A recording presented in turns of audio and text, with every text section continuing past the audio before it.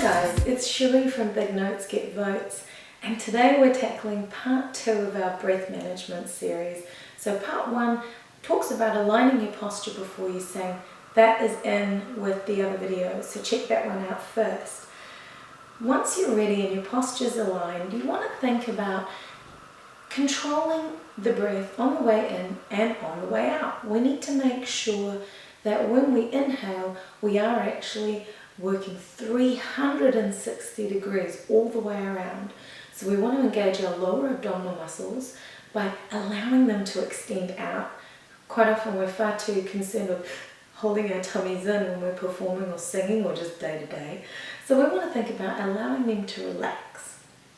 We also want to make sure that the rib cage can actually move all the way out.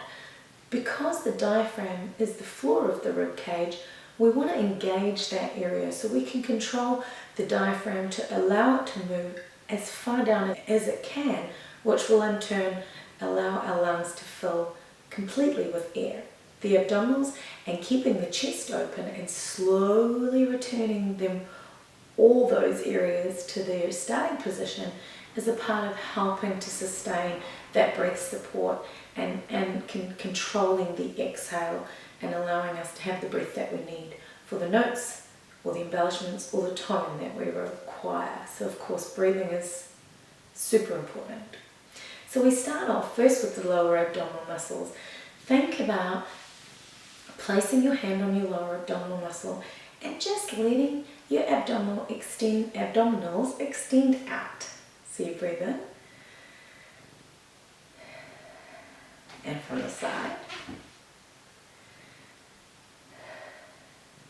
I'm breathing quite noisily for dramatic effect. The next thing you do is then you engage the rib cage and make sure that that's doing what it needs to do. Pop your fist into the small of your back on the side, the bottom of your rib cage, and feel that area move out as you breathe in. So we're going to breathe in. You want to keep the shoulders relaxed as well. And by engaging 360 degrees of breath, you're able to control as much as possible the diaphragm moving down, and then also the slow release of the diaphragm back to its starting position, which basically is when the air is being expelled. So being able to control this means that you are going to be able to have better control of your tone, of your pitch, of any embellishment that you want to add to your singing. Super important to practice these.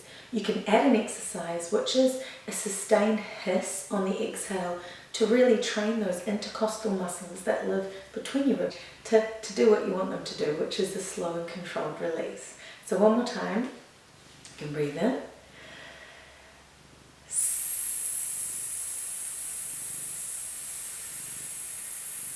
And hiss to control and practice strengthening that release of air.